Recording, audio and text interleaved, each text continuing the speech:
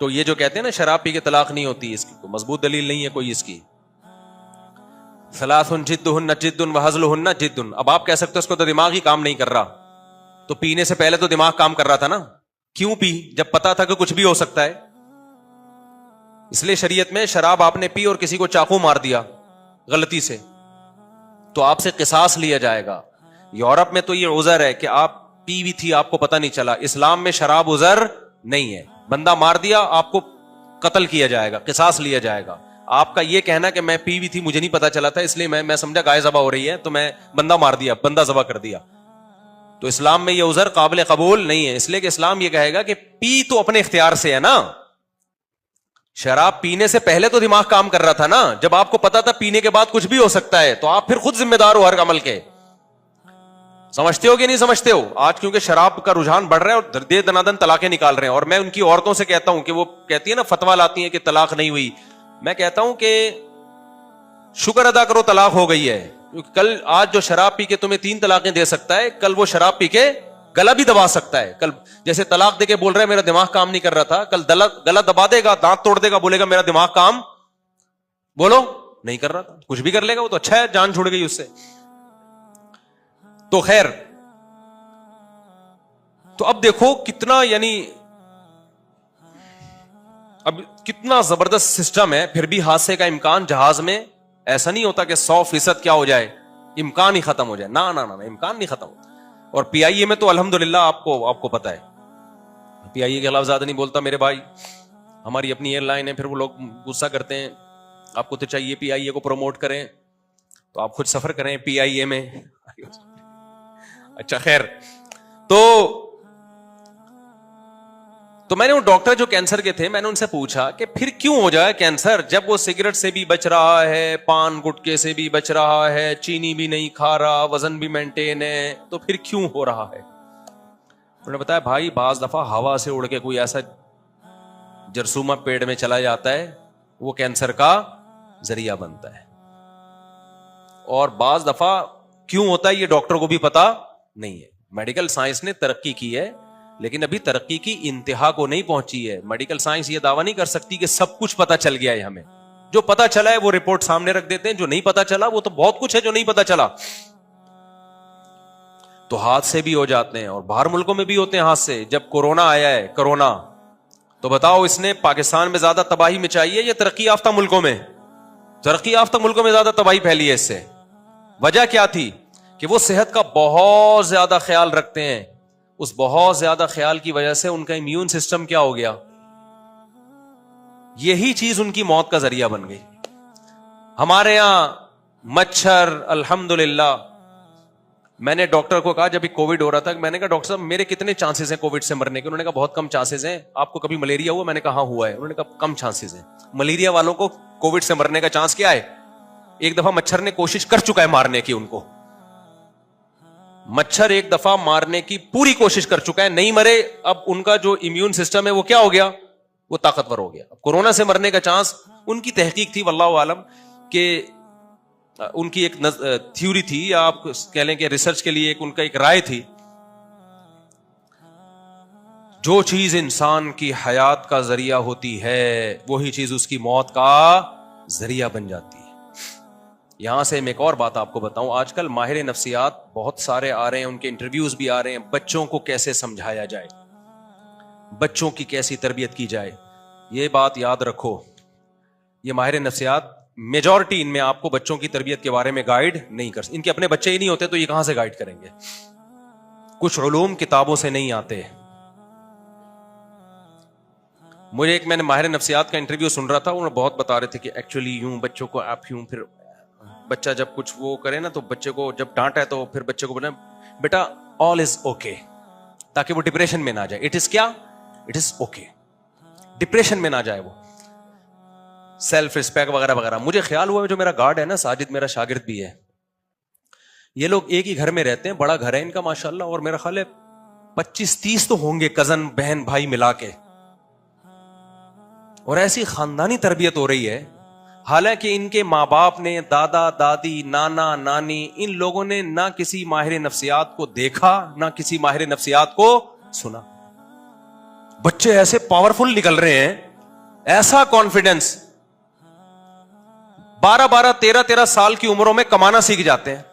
माँ बाप का एहतराम भी, दादा दादी का एहतराम भी, नाना नानी का एहतराम भी, बड़े भाई का एहतराम, बड़ी बहन का एहतराम, मोहब्बतें, सब कुछ सेट चल रहा है।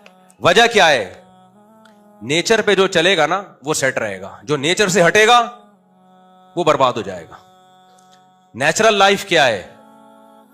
बच्चे को डांट टपड़ भी चाहिए, चित्रौल भी चाहिए, समझ रहे हो?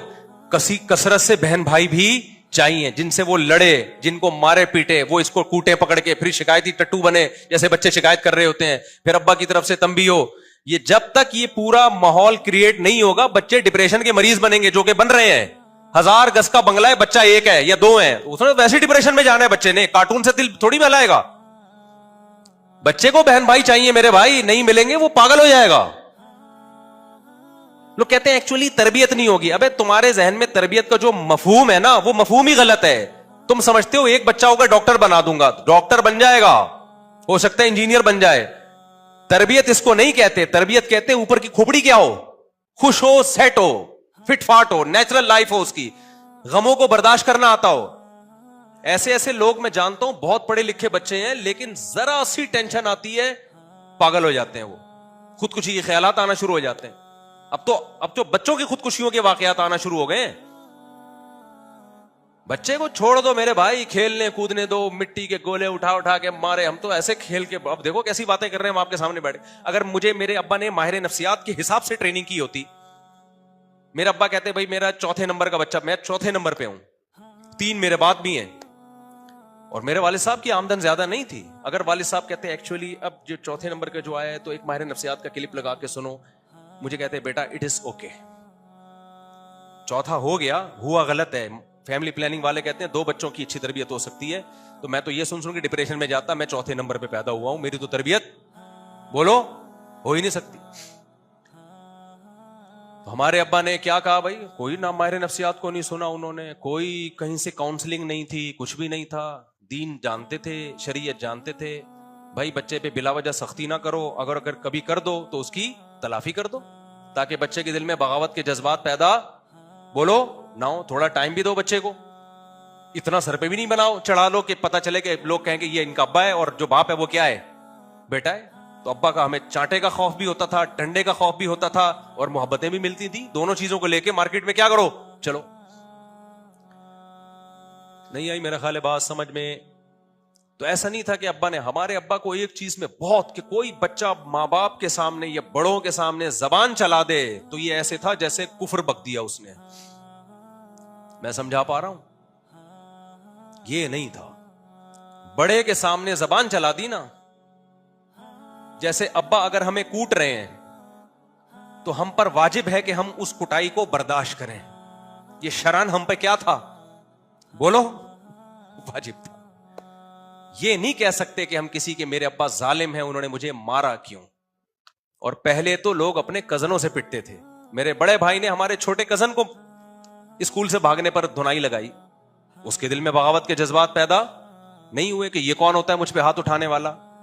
माँ बाप ने उनके भी सिखाया, बता भाई ये जो कजन है ये भी बड़े भाई की तरह है तो बड़े ना, उम्र में तुमसे 15 साल बड़े हैं, तो अगर ये तुम्हारी तरबियत के लिए तुम्हें डांटते हैं, तुम पे हाथ उठाते हैं, तुम्हें आगे से ये कहने की इजाजत नहीं है कि ये क्यों। आज होता क्या है, चाचा ने भतीजे को थोड़ी आंखें दिखाई तो बेगम साहिबा आ जाती हैं, अपने शौहर से कहती हैं आपके भाई कौन होते हैं मेरे बच्चों को डांटने वाले।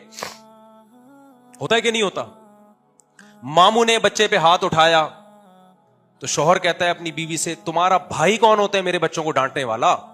तो आप अपने बच्चों को फिरौन बना रहे हो कि नहीं बना रहे।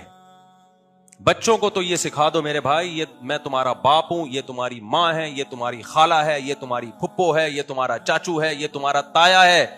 इनमें से किसी ने भी किसी भी वक्त आपको डांटा या आप पे हाथ उठाया तो आपके पास एतराज का ऑप्शन बोलो नहीं, क्योंकि ये खानदान के बड़े हैं। हमारी परंपरा है कि बड़े जब छोटों पे सख्ती करते हैं तो छोटों के पास बर्दाश्त के अलावा किसी और चीज का ऑप्शन बोल लो मेरे भाई नहीं होता, ताकि पता चले ये बड़े हैं और आप क्या हो, छोटे। हाँ कोई ज्यादा जुल्म कर रहा है, बिला वजह उसको बदतमीज बना रहा है, बच्चे के सामने नहीं, अलग से उसको समझा दो کہ یار اس موقع پہ چانٹا بنتا نہیں تھا, آپ نے بلا وجہ لگا دیا, کائنڈلی آئندہ کیا کریں, احتیاط کریں. پھر بھی بلا وجہ کے چانٹے مار رہا ہے تو پھر آپ اس کو چھائٹ پہ لے جا کے چھاؤں میں بتا دیں کہ اب اگر چانٹا آیا تو اس چانٹے کا رخ کیا ہو سکتا ہے, چینج ہو سکتا, معذرت کے ساتھ. اتنی بڑی دھمکی نہ دیں اس کو, لیکن یہ کہ تھوڑا سمجھا دیں ارک سے. ہم نے تو اس سے بھی آگے میرے بھائی, جب ہم اسکول سے پٹ پٹا کے کبھی کبھار آیا کرتے تھے تو ہمارے ماں باپ کو ہم شکایت لگانے کے مجاز نہیں تھے. میرے بچوں نے کبھی اسکول سے گھر آ کر میرے سامنے ٹیچر کی شکایت بولو نہیں کی. ہاں کہیں زیادہ ظلم ہو رہا ہے, بعض تو ایسی جوتے ہیں کہ جنگلیوں کی طرح کوٹتے ہیں, وہاں سے بچے کو نکال دو پہلی فرصت میں. ٹیچروں کے خلاف بغاوت نہ کرواؤ, بچے کو نکال دو. ظلم تو تھوڑی, بعض مدرسوں میں قاری لوگ بہت کوٹتے ہیں, تو ایسی رپورٹ آئی ہے بے تحاشا جنگلی جانوروں کی طرح مارا ہے, بچے کو ہٹا دو وہاں سے. وہ ادارہ اس قابل ہی نہیں ہے کہ وہاں, اس سے بچے کے اخلاق تباہ ہوتے ہیں.